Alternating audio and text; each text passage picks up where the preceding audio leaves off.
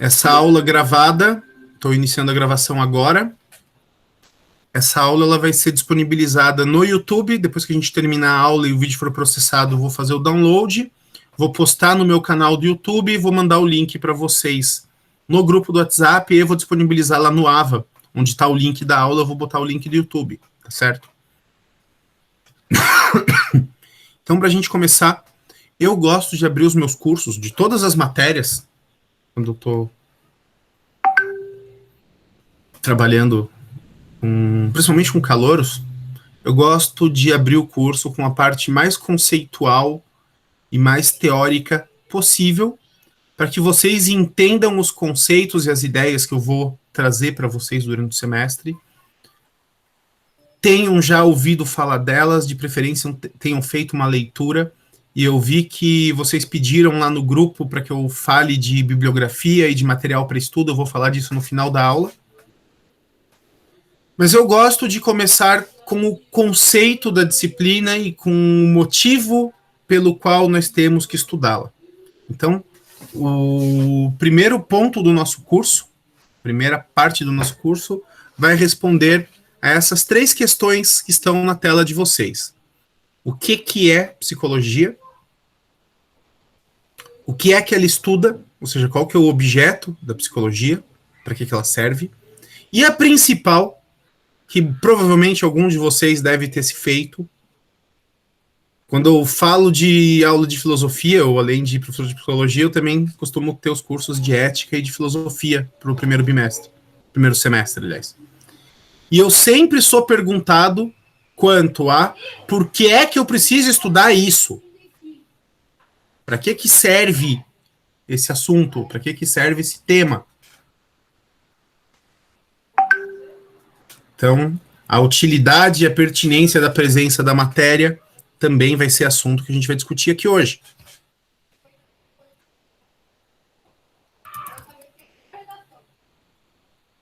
Só um minutinho. Então, essas 3 questões cobrem a nossa aula de hoje, é isso que a gente vai conversar. Em primeiro lugar, o conceito de psicologia. Eu trouxe da obra de Bock, Furtado e outros professores. A psicologia é uma ciência que estuda a subjetividade. Conceito de psicologia. O que é psicologia? É uma ciência que estuda a subjetividade. Essa frase isolada, jogada assim, parece não significar muita coisa, né? Tipo, o que isso quer dizer? Não faço a menor ideia. Peraí que tá pitando aqui, tem acho que alguém pedindo para entrar. Não, ninguém.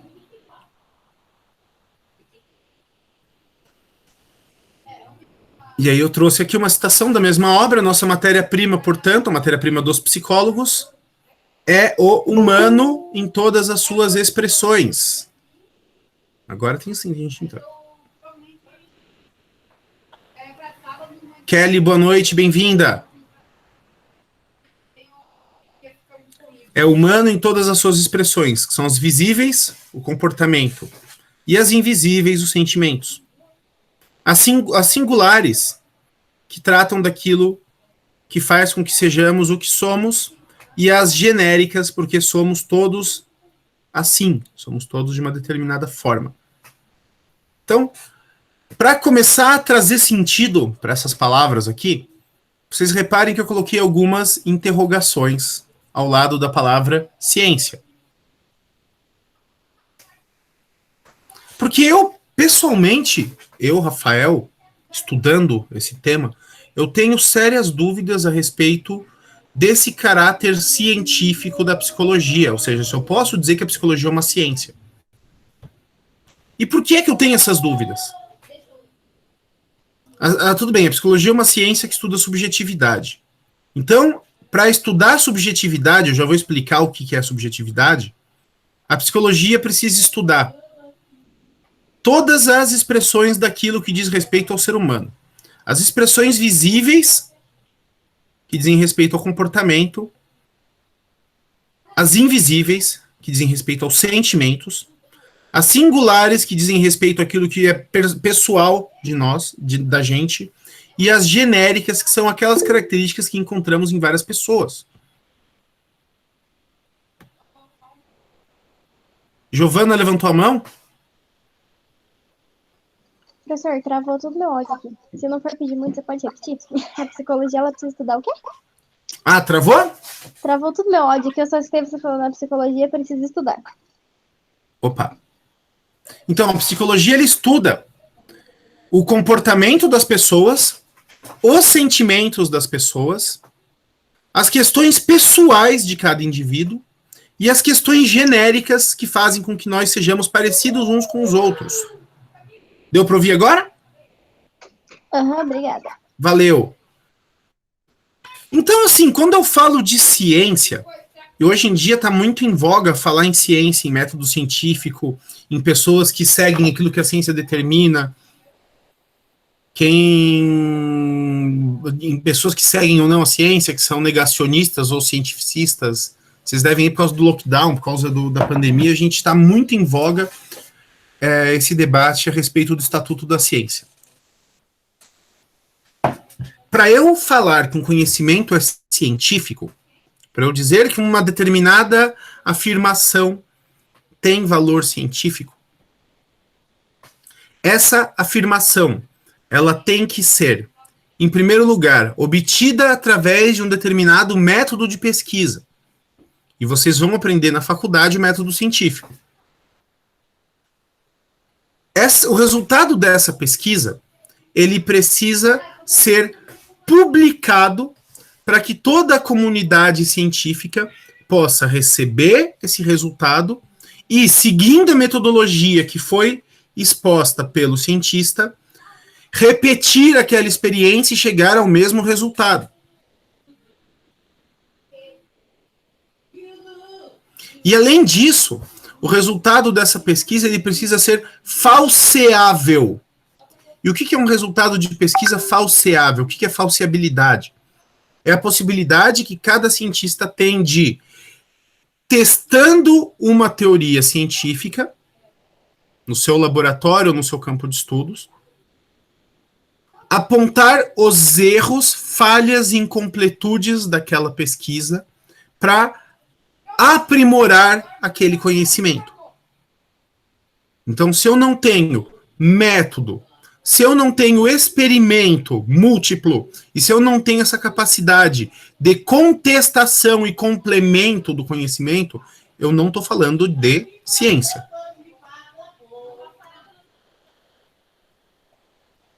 Eu não estou falando de ciência, estou falando de outra coisa. Aí pode ser opinião, pode ser religião, pode ser propaganda, pode ser política, que são áreas do saber, são áreas do conhecimento que têm o seu valor próprio, mas que não são ciência. Então, se eu não tenho método, se eu não tenho experimento e se eu não tenho contestação ou possibilidade de contestação, eu não tenho ciência. Dentro dessa perspectiva, eu posso falar que psicologia é ciência? Então, por isso que eu trouxe essas palavrinhas aqui. A psicologia, ela estuda o humano no que diz respeito ao comportamento. Eu posso analisar o comportamento de alguém de forma visível? Eu posso. Por que eu posso? Porque comportamento é aquilo que as pessoas fazem. Então, eu posso saber como as pessoas reagem em determinadas situações. Eu posso saber como se comportam as pessoas no terminal de ônibus. Eu posso saber como os alunos de um curso de faculdade respondem uma determinada questão. Eu peguei as respostas de vocês, a minha questão de frequência da semana passada, estava lendo agora. E eu consigo, assim, as histórias de vocês são bem diferentes, as origens, a escola, a história que vocês contaram são bem diferentes, são histórias bonitas, histórias legais, de esperança, de expectativa para o futuro, das experiências que vocês tiveram até aqui.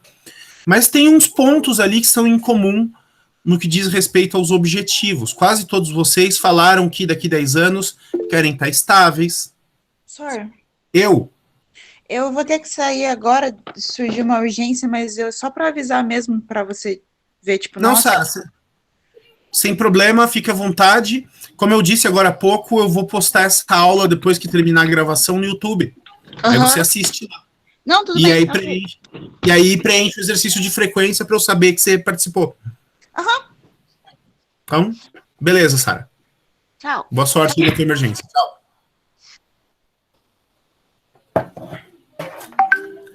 Então, eu senti ali um traço em comum que quase todos vocês responderam. Que querem obter a partir do curso uma profissão que permita uma certa segurança, que querem um carro, uma casa, fazer viagem, casamento, filho ou dar conforto para os filhos que já têm. Tipo esses aqui. E para de vir aqui, Bibi, deixa eu trabalhar. Tchau. Crianças. Enfim.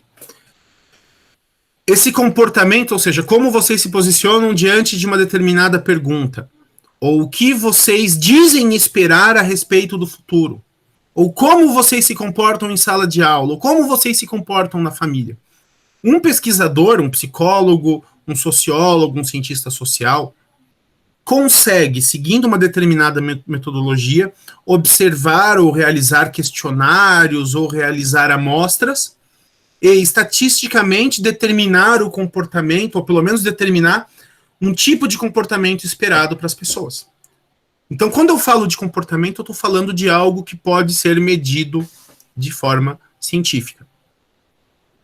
A mesma coisa acontece quando eu falo das características genéricas dos indivíduos.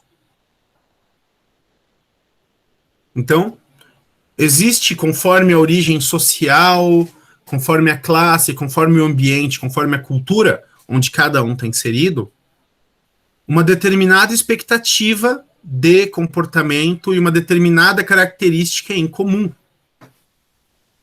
Então, eu consigo saber a respeito dos hábitos de consumo, eu consigo saber a respeito das expectativas de futuro, eu consigo saber a respeito dos posicionamentos políticos, eu consigo saber a respeito de uma série de coisas que são previsíveis, porque nós, enquanto indivíduos, enquanto pessoas, membros da mesma espécie, que vivemos na mesma cidade, que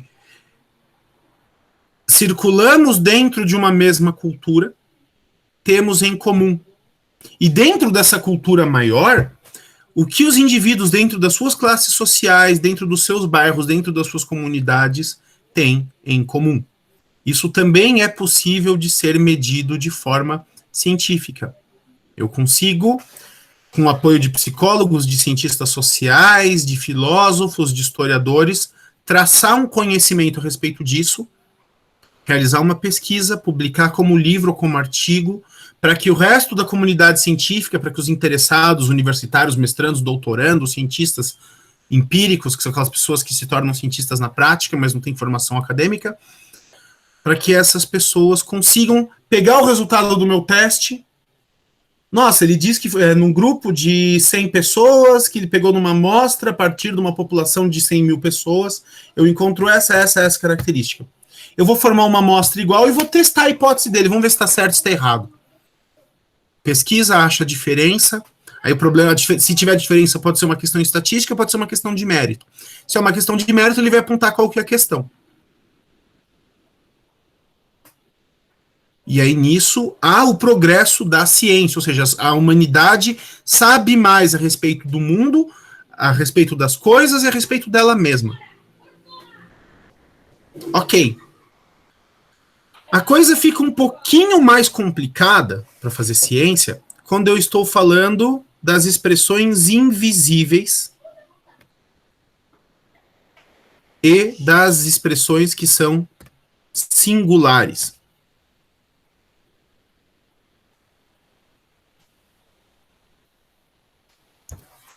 Quando eu estou falando das expressões invisíveis da nossa humanidade, eu estou falando dos nossos sentimentos, daquilo que gostamos e não gostamos, daquilo que queremos e não queremos, daquilo que desejamos e não desejamos, das pessoas que nos atraem, das pessoas que nos repulsam, nos causam repulsa, das ideias que nos atraem e das ideias que não nos atraem. E quando eu tô falando de sentimento, eu tenho uma dificuldade muito grande em transformar sentimento em palavra e tirar um conceito e tirar uma ideia acabada a respeito desse sentimento. Parece uma coisa complicada isso que eu tô falando, mas não é. Vamos puxar para nossa experiência pessoal. Todos vocês, imagino eu, carregam grandes sentimentos a respeito de pessoas que são parte da vida de vocês. Um namorado, uma namorada, uma esposa, uma grande amizade, os pais, filhos. Certo? Todos vocês têm um ou mais de um grande amor na vida. Pessoas que são realmente importantes. Sim ou não? Sim. Muito bem, Giovana, sim. Sim. Vitória, obrigado. Ok, todos nós temos isso. Então agora faz o desafio assim, tenta, para você mesmo, colocar esse sentimento que vocês carregam a respeito dessa pessoa que é a principal pessoa da vida de vocês em palavras. É possível, escrevendo a respeito de sentimento, falando a respeito de sentimento, falar tudo que você sente? Não. Não, né? Então, a partir do momento... Não, né, Bruna? Então, a partir do momento que eu tenho um problema de expressão do sentimento, entre aquilo que eu sinto e aquilo que eu expresso, há quase que um infinito, um buraco de palavras que faltam e que não conseguem exprimir a totalidade daquilo, é muito difícil você fazer ciência por conta de sentimento. Então, assim, eu tenho um grande amor. Eu amo a minha esposa, eu amo meus filhos, meus enteados, minha mãe. Legal. Agora, imagina eu falando a respeito disso num laboratório sendo entrevistado para um psicólogo.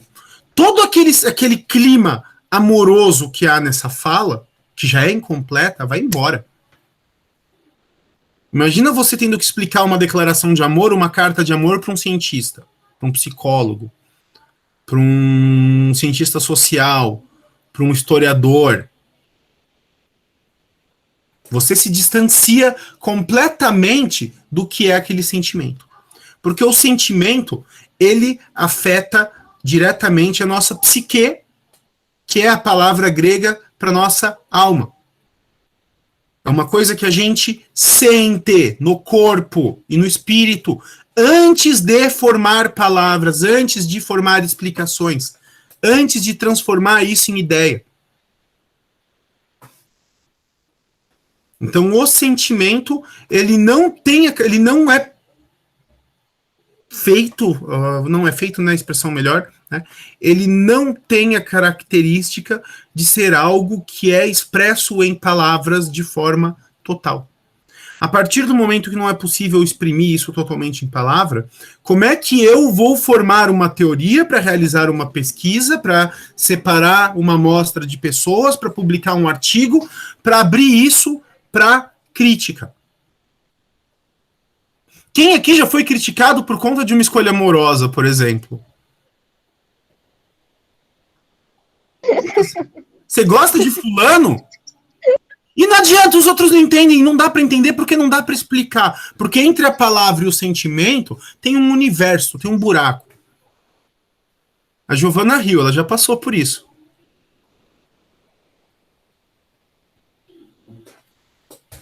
Ou não, Tá né? dizendo. Ou não, né? Às vezes a gente aprende com o erro dos outros, né? Ou com o nosso próprio erro.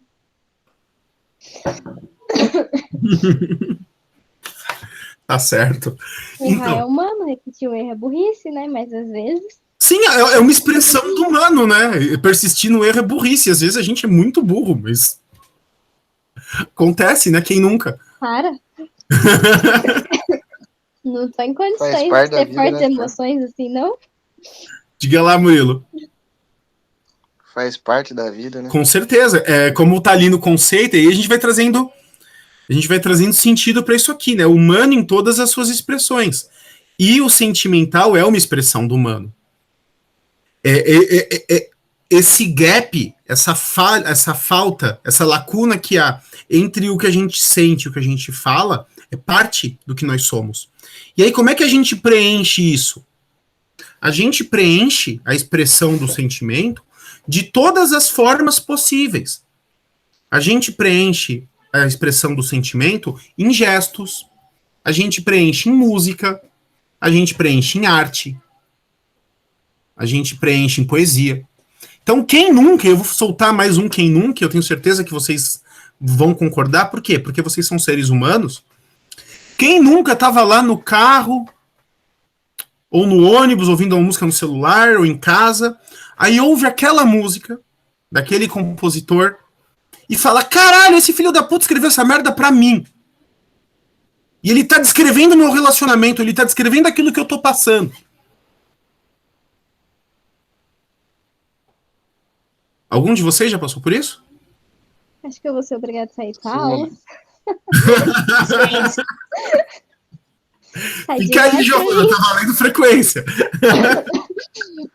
Não tô em condições dessas fortes emoções assim, não, gente.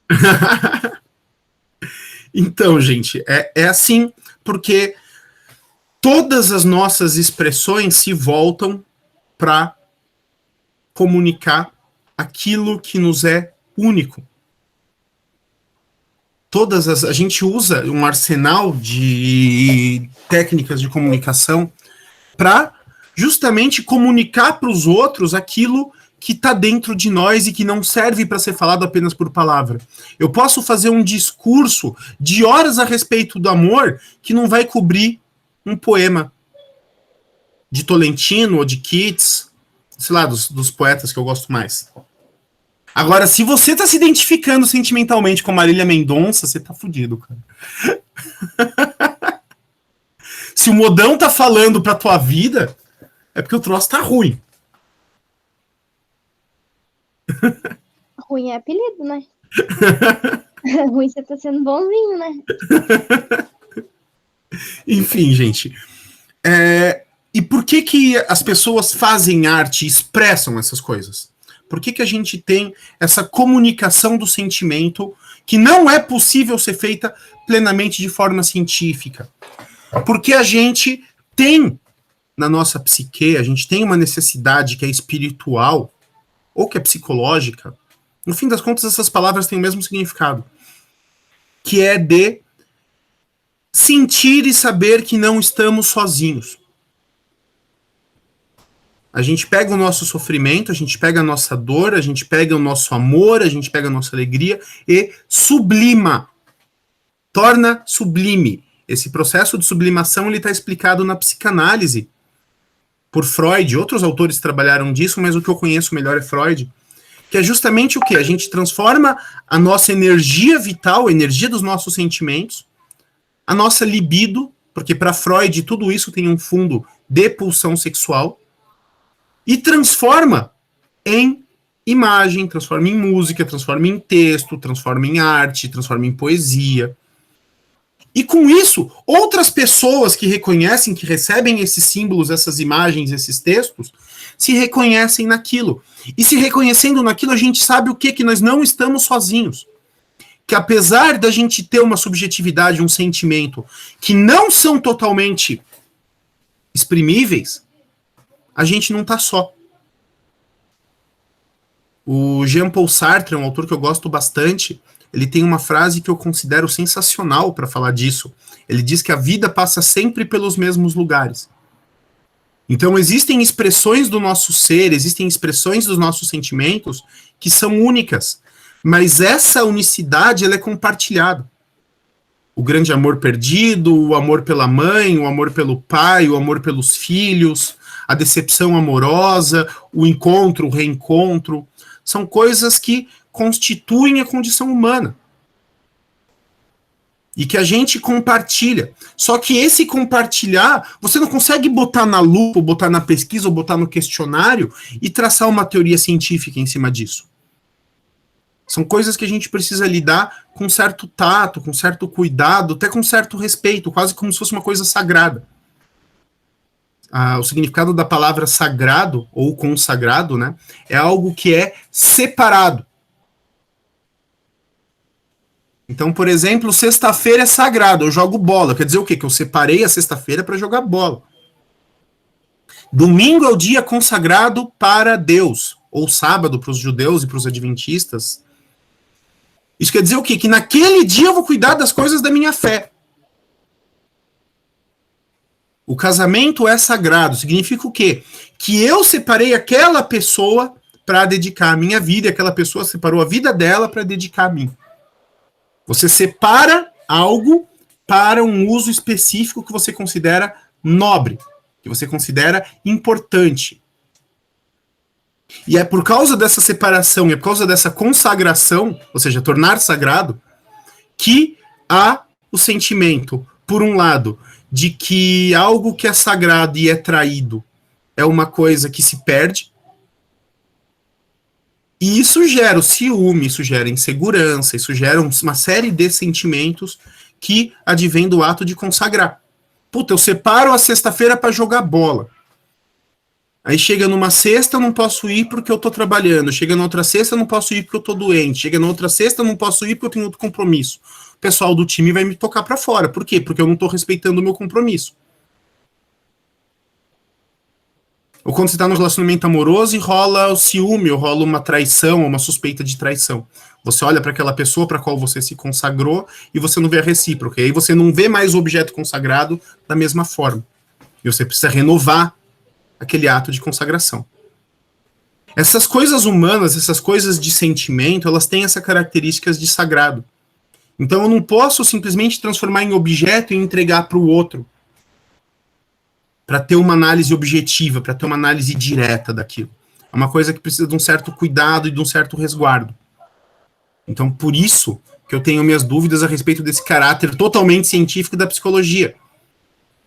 Assim como essa questão da singularidade. É o segundo ponto aqui, eu vou agora grifar só ela, porque eu vou falar só dela. Até que vocês estão entendendo, né? Pelo visto, estou entendendo até demais, né? Estou tocando num sentimentos meio doloridos aí para alguns. Essa questão da singularidade. A singularidade diz respeito a por que somos aquilo que somos. Porque, por um lado, se eu for definir, sei lá, quem é o Rafael? O choro é livre, né? Enfim, né? É bom que as câmeras estão desligadas, então ninguém tá vendo, vocês fiquem à vontade aí. Eu me apresentei para vocês na semana passada, vocês se apresentaram para mim no exercício da semana passada também. Então, por um lado, eu posso dizer que a minha definição, a minha pessoa, a minha persona, ela se define a partir das relações que eu travo e das coisas que eu faço. Então, eu sou o Rafael, e eu sou o Rafael que é marido da Camila, pai do Murilo e do Vicente. Não, vai ficar mais leve, Giovana, relaxa. Daqui a pouco eu vou falar de traumas do inconsciente. O velório está confirmado, então, hoje à tarde. Tá. O Covid não me matou, mas o Rafael me mata. Eu não tenho nada com isso. Ó, eu tenho aqui mais 1, 2, 3, 4, 5, 6, 7 testemunhas de que eu não fiz nada. Então, eu posso me definir a partir das minhas relações pessoais. Eu sou o Rafael, sou filho da Tereza e do Olímpio, sou marido da Camila, sou pai do Murilo e do Vicente, padrasto do Vitor e da Lorena, eu sou professor na Uniandrade, sou servidor público no TRE, sou paranista, sofredor. Nenhum sofrimento que vocês trouxerem aí vai ser maior do que Paraná Clube. Então não venham falar de dor aí, porque aqui tá... Não é por nada não, mas tem que concordar, hein, professor. A gente sublima isso, né, cara? Transforma em aula, transforma em explicação, sabe? Então, uma parte daquilo que eu sou é pública. A minha pessoa é pública. E ela se define por meio das minhas relações, como se fosse um cabide onde eu pendurasse as coisas que eu faço e as pessoas com quem eu me relaciono. Então eu sou o Rafael, que é sou amigo dos meus amigos, sou membro da minha família, sou marido da minha esposa, sou pai dos meus filhos, sou professor de vocês, sou funcionário no meu trabalho, sou proprietário aqui no meu prédio, enfim. Essa é a minha pessoa. Mas a palavra pessoa, ela vem de persona. E o significado de persona no latim é máscara. Sabe o símbolo do teatro? Aquelas duas máscaras, uma sorrindo e uma chorando? Já viram aquela imagem? Chora agora, ri depois. Isso, chora agora, ri depois. Pessoa significa máscara.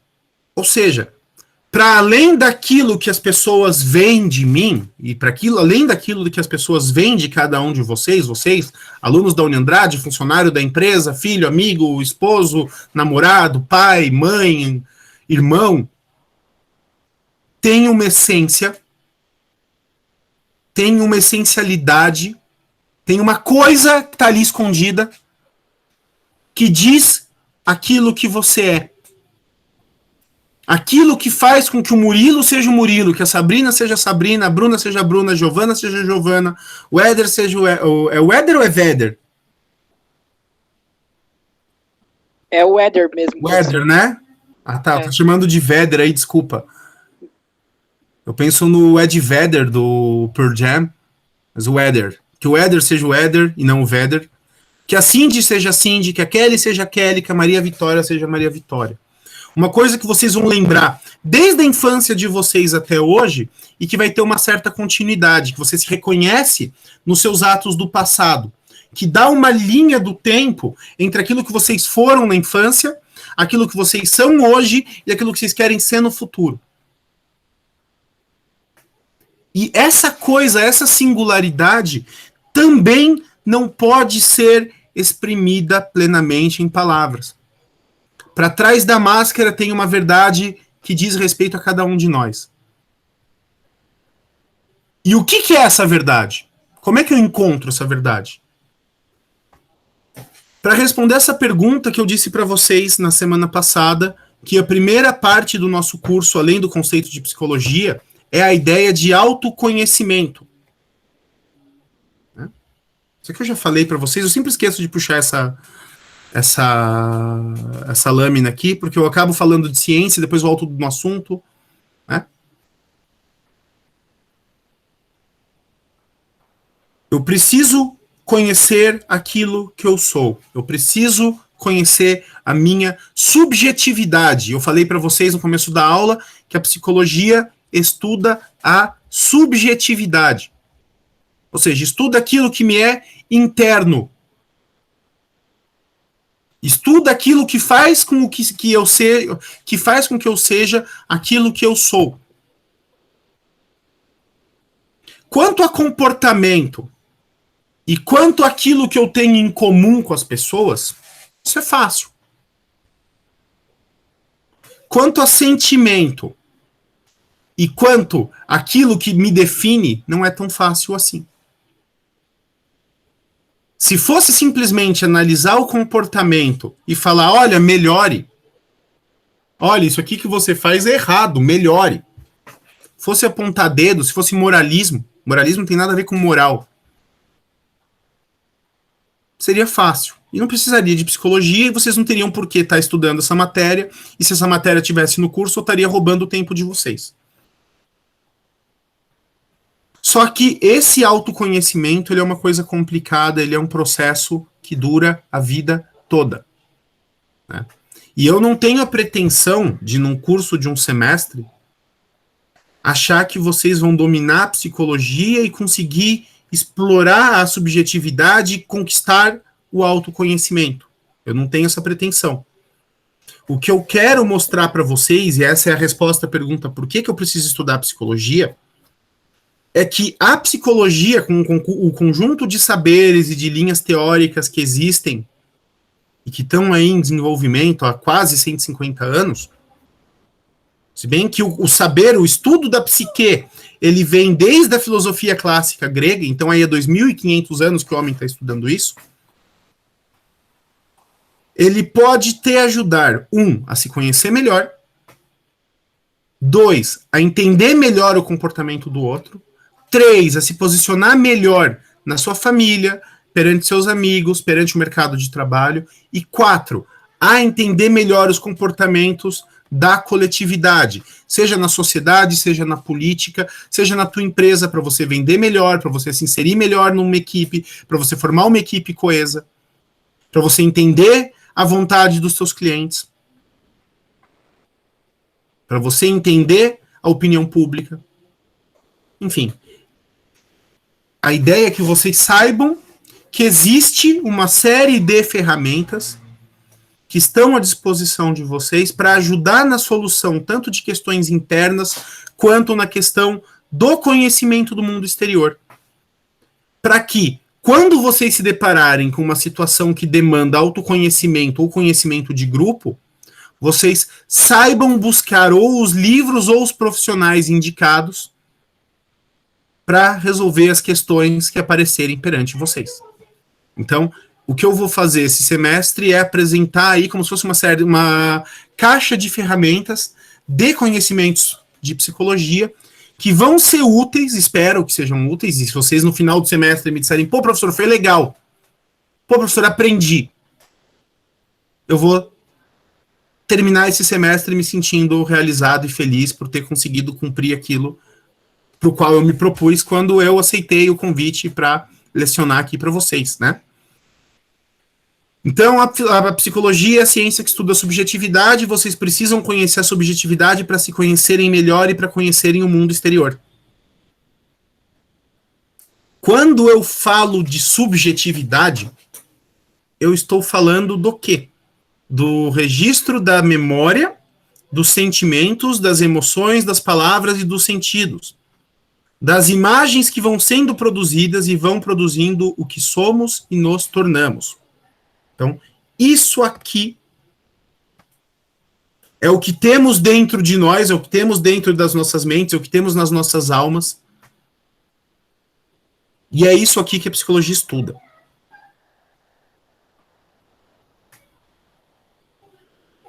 E também, de novo, não é simplesmente um conhecimento fácil de você acessar. A nossa mente, ela funciona, vamos dizer, que como um computador com HD.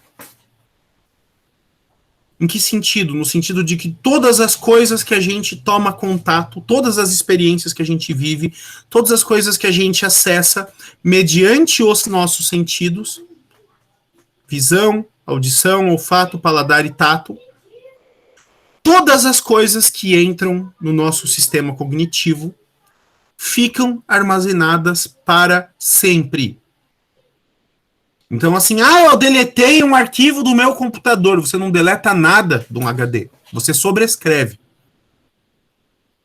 Não existe esquecimento,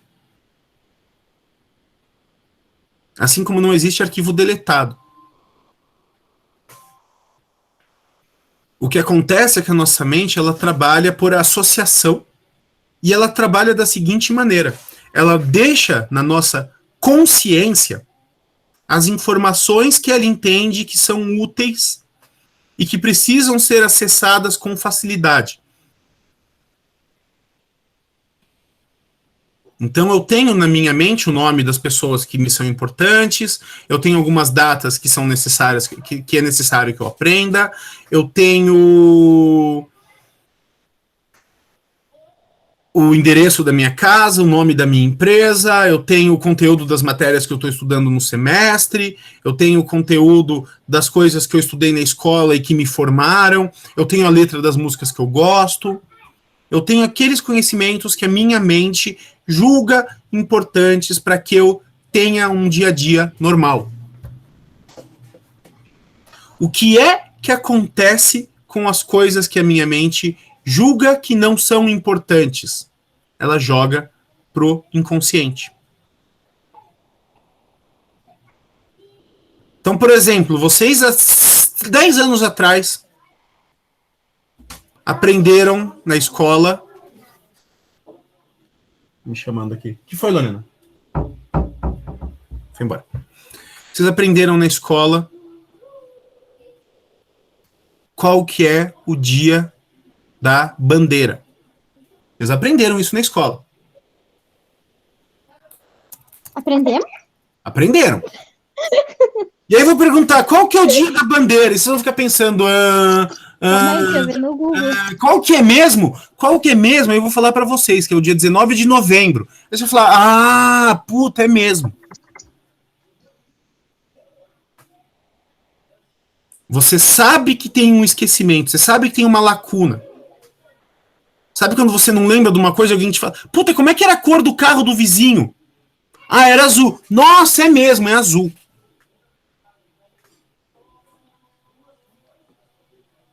Sabe essas lacunas que alguém te fala uma coisa e você lembra, nossa, é isso mesmo. Você associa com a tua lembrança e a lembrança volta. Por quê? Porque a mente puxou do inconsciente aquilo que você já sabia. Então, uma quantidade enorme de lembranças, cadê ali o conceito de... Cadê? Vou voltar aqui na minha tela. Uma quantidade enorme de sentimentos, emoções, palavras e sentidos estão gravados na nossa mente sem que a gente tenha consciência deles. Por quê? Alguns deles, e isso é a parte fácil de lidar, porque a nossa mente não considera aquela informação importante. Então eu, como falei para vocês na aula passada, eu tenho memória de peixe. Eu sou tipo a Dory do Procurando Nemo. Olá, eu sou a Dory. Então eu tô andando na rua, encontro um conhecido, não é um amigo, um conhecido, um cara que trabalhou comigo há 8 anos atrás. E esse conhecido tá com um conhecido dele. Eles estão subindo a rua junto, eu tô descendo, e esse meu conhecido me apresenta o conhecido dele.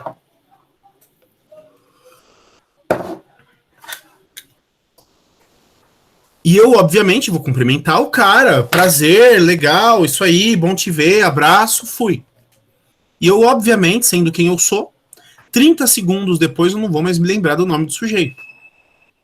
Por quê? Porque a minha mente automaticamente vai entender que aquela informação não me é importante, que eu não preciso ter na ponta da língua o nome daquele sujeito. E ela vai jogar essa informação para baixo do tapete, vai jogar essa informação para o inconsciente. A nossa mente, ela funciona assim. Essas associações e desassociações, esse jogar do consciente para o inconsciente, do inconsciente para o consciente, é automático. E muitas vezes a gente recupera memórias do inconsciente por associação. Então, depois eu desci a minha rua, moro no centro, cheguei ali na rua 15, passo em frente a Renner, olho para Renner e falo, nossa, o nome do cara era Renato. Porque eu vi o símbolo da Renner, lembrei do nome da loja, o nome da loja me lembra o nome do cara. E do nada, pode ser que daqui 10, 15, 20 dias, um ano, nossa, aquele sujeito que eu encontrei na rua chamava Renato. Porque eu lembrei da Renner. Então funciona assim, às vezes você não tá andando e, puta, lembra de um troço do nada. Porque parou um carro azul do teu lado, aí você lembra da brincadeira do Fusca Azul. Aí da brincadeira do Fusca Azul, você lembra de um colega de escola que te deu um soco quando você tinha 9 anos de idade. E você fala, nossa, como é que tá aquele moleque? E você nunca mais tinha pensado nele. Essas coisas não acontecem com vocês? A vida inteira eu pensei que eu tinha problema de memória. Não, relaxa, isso é normal. Isso é normal. Eu sempre, a pessoa fala o nome pra mim, dele 2 segundos, eu já... Como que é teu nome mesmo? Eu sou assim. Eu vou aprender o nome de vocês, prometo. Mas vai levar o semestre inteiro, ou talvez 2. Quando vocês se formarem, daqui a 4 anos, eu vou reencontrar vocês ali. Acho que o último semestre que encontro com vocês é o 5º. A não ser que eu pegue gestão de investimento com vocês. Aí a gente se encontra no 7º. E lá eu prometo que eu vou saber o nome de todos vocês. Mas antes disso eu não garanto. Não é por mal, não é porque eu sou arrogante, não é porque eu sou ruim, é porque eu tenho memória de peixe. Então, não me levem a mal, tá? Fazer que nem um professor do ensino médio meu, ele é por associação. Eu tenho cabelo vermelho, ele só me chamava de Ruiva. Até hoje eu acho que ele não sabe o meu nome. Tinha uma outra menina que ela era mais novinha da turma, ele chamava ela de bebê. Até hoje eu acho que ele não sabe o nome dela. Ele olha, ele associou. Aham, ele associa as pessoas, né? Existe Ele uma, sabe o nome da gente. existe uma técnica de memorização, inclusive, que consiste em você criar cadeias de conceitos com base em substantivos. Depois, mais para frente, a gente com mais tempo na aula, eu ensino isso para vocês. Que você cria conexões mentais entre palavras que não estão relacionadas. Depois que você memoriza aquela conexão, você nunca mais esquece. Justamente porque a nossa mente trabalha por associação. É muito mais fácil você guardar uma imagem relacionada a uma palavra do que tentar lembrar da palavra sozinho. Mas enfim, isso a gente vai mais para frente, eu trago isso para vocês. Se fosse só isso, também seria fácil. Acontece o seguinte, o nosso corpo, ele trabalha em busca do equilíbrio. O nome disso é homeostase. Homeostasis. Deixa eu escrever aqui.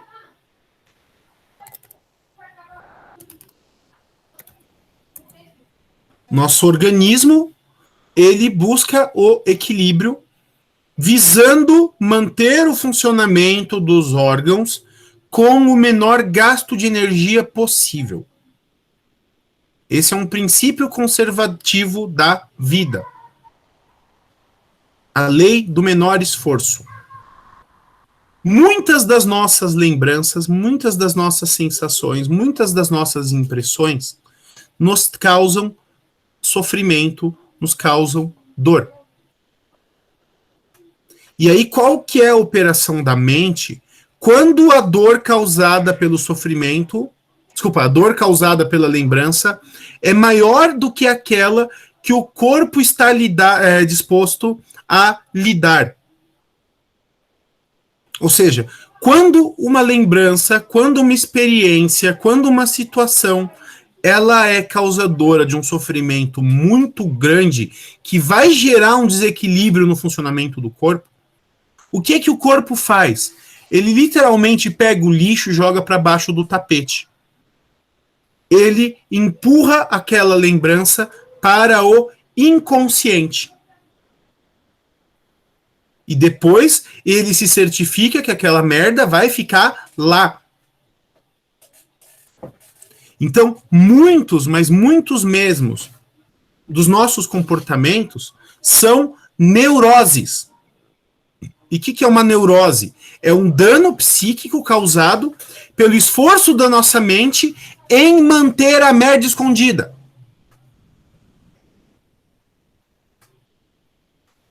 Em manter a sujeira embaixo do tapete. Não sei se vocês já fizeram faxina e estavam de saco cheio daquilo e simplesmente empurraram a sujeira para baixo do tapete. Levantou o tapete, varreu e jogou lá. Ou embaixo do sofá, ou embaixo da cama. Sujeira em cama box é uma maravilha, porque você não vai levantar aquela merda nunca para varrer. Eu sei que vocês são pessoas limpas e jamais fizeram ou fariam uma coisa dessa. Certo?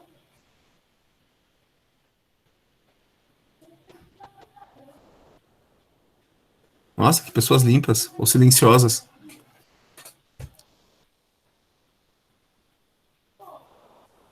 Mas quando a gente faz isso, o que acontece? Eventualmente, o lixo se acumula e estoura. E a sujeira se espalha. O problema é que essa ação é inconsciente. Então, muitas das nossas ações visam manter ocultos medos, traumas, sustos, experiências ruins, lembranças ruins que nós carregamos não só da nossa vida adulta, não só da nossa infância, mas até da nossa vida intrauterina. Isso segundo a psicanálise, pelo menos na linha freudiana. Então, por que eu tenho determinado medo? Por que eu tenho medo de avião? Por que eu me incomodo com barulho? Por que um determinado tom de voz de uma pessoa me incomoda? Por que eu olho para uma determinada pessoa que eu nem conheço e eu sinto que eu não gosto dela? É bem provável que a explicação para isso tenha origem inconsciente e venha de algum trauma, de alguma lembrança reprimida que a nossa mente considera que não é capaz de processar. E por não ser capaz de processar qualquer coisa que possa trazer a associação, que puxe aquela lembrança de volta, é bloqueada, é reprimida, é recalcada. Isso é, aliás, o significado técnico de recalque. Vocês já ouviram falar nas recalcadas, né? Mulher usa muito essa palavra. É quando toda a tua psique te impede de fazer algo que vai cavocar uma lembrança que é sofrida, porque o teu corpo considera que lidar com aquele sofrimento é mais prejudicial do que mantê-lo lá. E isso faz com que muitas vezes você perca oportunidades. Eu tenho medo de falar em público, eu tenho medo de aparecer, eu tenho medo de me vestir de uma determinada forma, eu tenho medo de falar com as pessoas. Eu tenho medo de avião, eu tenho medo de carro, eu tenho medo de moto. No meu caso, eu carreguei por anos medo de cachorro. Por causa de um negócio de infância. Então, esse processo de autoconhecimento, ele vai passar também por quê? Por tentar entender os motivos das minhas ações. O que justifica as coisas que eu faço? É por convicção? É por conceito? É por preconceito? É por trauma? Quais são os meus valores? O que norteia a minha alma? E por que é que eu valoro as coisas que eu valoro? Por que as coisas que são importantes para mim são de fato importantes para mim?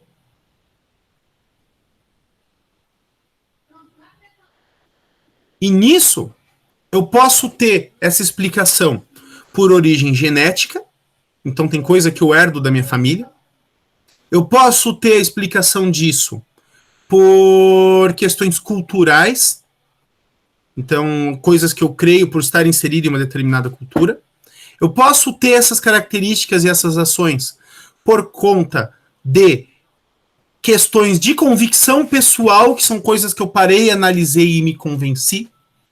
E eu posso ter esses comportamentos por causa de situações que me são inconscientes. Eu tenho 4 dimensões e 4 influências que formam a minha personalidade. Nenhuma delas dá a palavra final. Ninguém é o que é por culpa da família. Ninguém é o que é por culpa do meio, por culpa dos outros. Ninguém é o que é simplesmente porque decidiu ser. Ninguém é o que é simplesmente por causa de trauma, de medo e de susto. O autoconhecimento nada mais é do que você buscar a origem dos seus comportamentos para assumir a responsabilidade deles. Eu fico louco da cara quando vem, o sujeito rouba porque é pobre. O sujeito é infeliz porque sofreu trauma.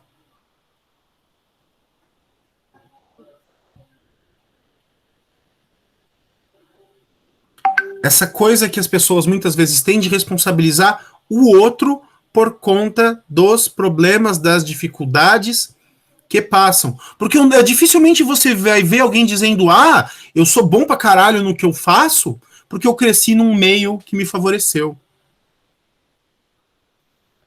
Eu me aprofundei muito na minha fé por causa da minha comunidade. Não, aquilo que a gente faz de bom, a gente diz que é convicção. Ou no máximo que herança familiar. Aquilo que a gente faz de mal, a gente culpa o grande outro. A gente culpa o outro, a gente joga para fora. Para não olhar para dentro. Por quê? Porque autoconhecimento é um processo que causa dor. Por que as pessoas precisam procurar psicólogos para lidar com questões difíceis? Ou procurar o sacerdote, ou se abrir com uma pessoa de confiança e que tem algum preparo para te ouvir. Porque lidar com essas questões e lidar com esse autoconhecimento é uma questão que dói.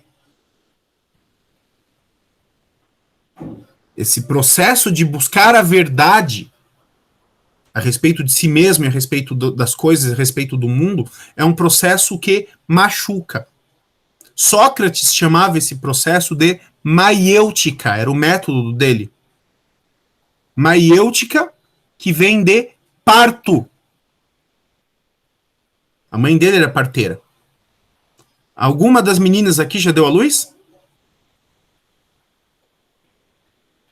É mãe? Sabrina, Cindy, Maria, Bruna ou Kelly? Ou Giovana? Não, prof. Não, né? Bom, o que eu escuto falar a respeito da maternidade é que é a melhor coisa do mundo, mas que dói. Autoconhecimento é a mesma coisa. Por isso que Sócrates, ele compara esse processo ao parto, ao fazer vir à luz a verdade. E a verdade é a respeito de nós mesmos, para que a gente não fique apenas na máscara, mas para que nos conheçamos, tá certo? Então, pessoal, que tem mais um slide ainda. Isso aqui é para o trabalho que a gente vai fazer. Então, por hoje a gente fica por aqui. Eu vou encerrar aqui peraí. Vou parar a apresentação. Vocês têm uma tarefa que eu vou colocar no Ava daqui a pouquinho e vou mandar lá no WhatsApp também, que é o trabalho de frequência de vocês. E esse trabalho de frequência é o seguinte. Peraí, cadê o chat aqui? Tá aqui. Ó. Eu tô mandando para vocês o link de um teste de personalidade do Briggs Myers, baseado na teoria das personalidades de Carl Jung, que junto com Freud fundou a psicanálise e tem uma linha de psicologia própria que a gente vai estudar mais para frente. O trabalho de vocês essa semana, que vocês vão me entregar no Ava, eu vou colocar o link lá, vocês vão responder esse teste, que eu botei o link aí para vocês, eu tô pondo agora no grupo da classe. Cadê o grupo por aí?